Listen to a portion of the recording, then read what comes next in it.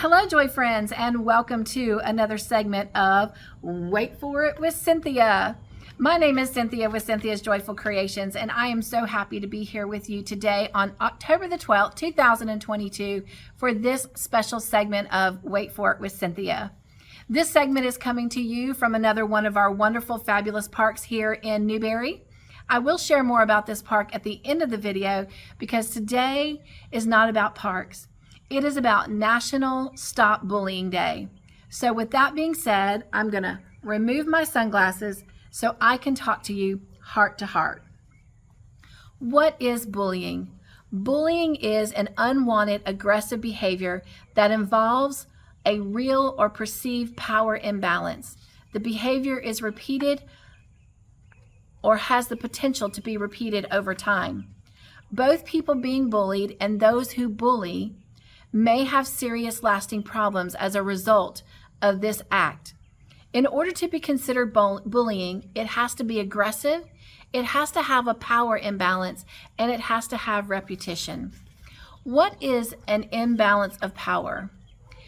It's where people use their power, such as their physical strength, or access to embarrassing information, or popularity to control or harm others. Repetition is simply something that happens more than once or has the potential to happen more than once. Bullying includes actions such as making threats, spreading rumors, attacking someone physically or verbally, and excluding someone from a group on purpose. There are three types of bullying. There is verbal bullying, social bullying, and physical bullying. Verbal bullying. It's teasing, name-calling, inappropriate sexual comments, taunting, or threatening to cause harm to someone.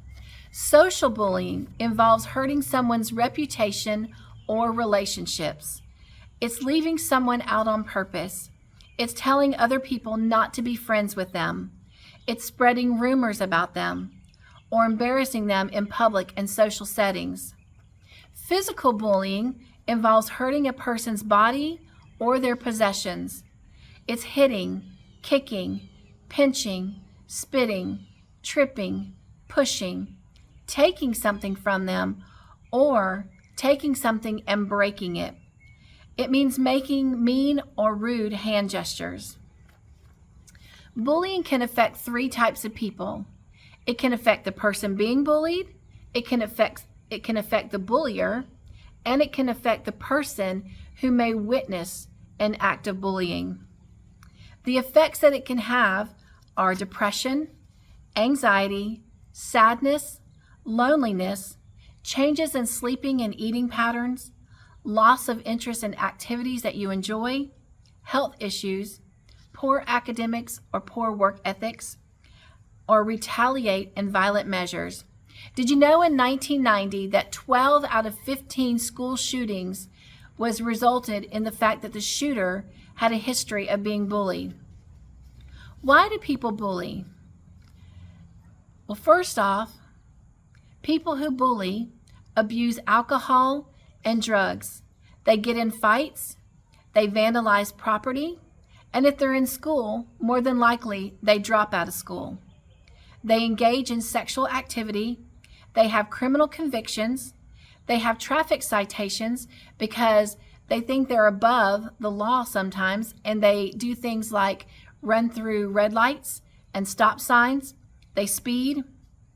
They have abusive actions towards romantic partners, spouses, children, friends, family members.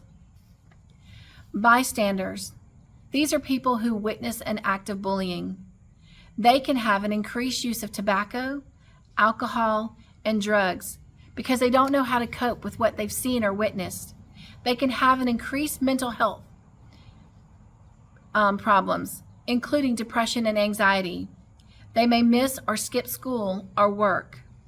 And the result of someone who's being bullied or a bullier or someone who witnesses, it can end tragically. It can end with suicide. However, most people who are bullied do not have thoughts of suicide or engage in suicidal behavior. but they are at risk. Many issues contribute to suicide.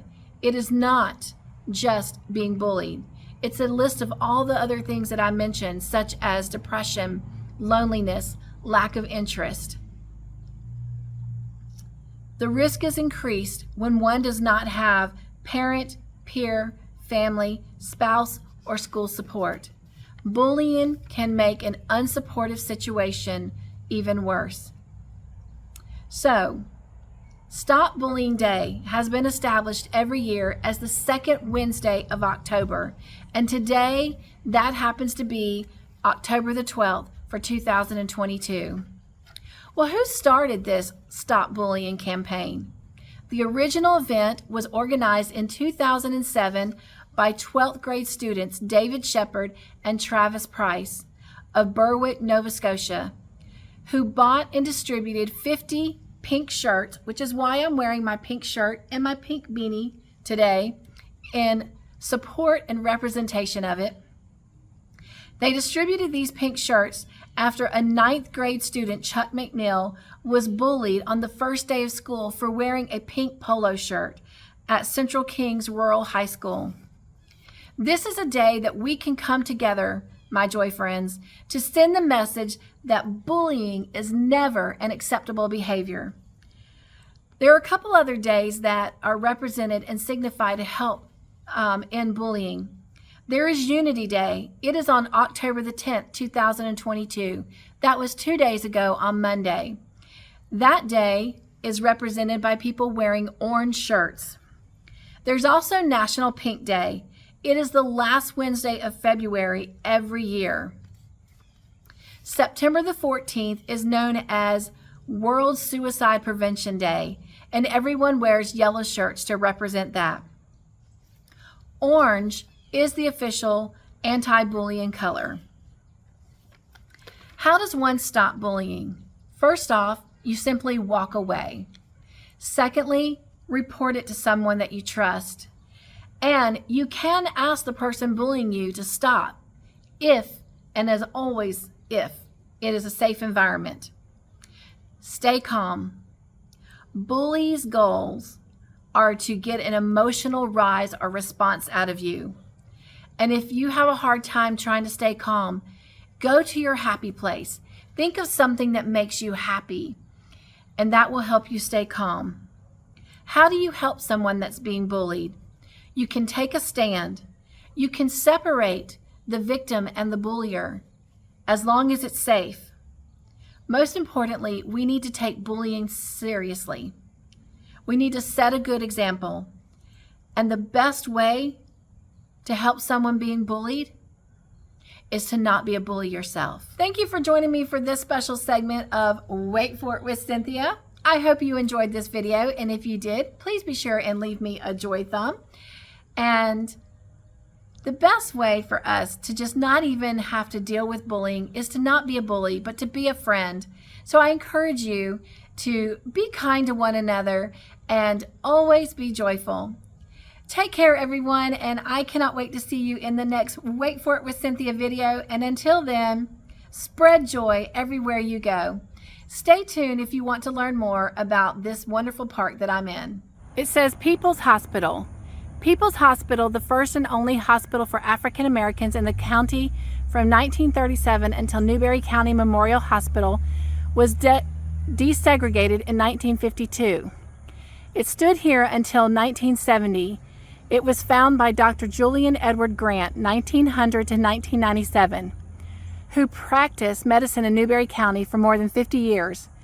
Grant, a native of Marlborough County, was educated at Claflin University and at Meharry Medical College in Nashville, Tennessee, before moving to Newberry in 1930. Grant, recognizing the need for a hospital for blacks in Newberry, organized a board of trustees from the community.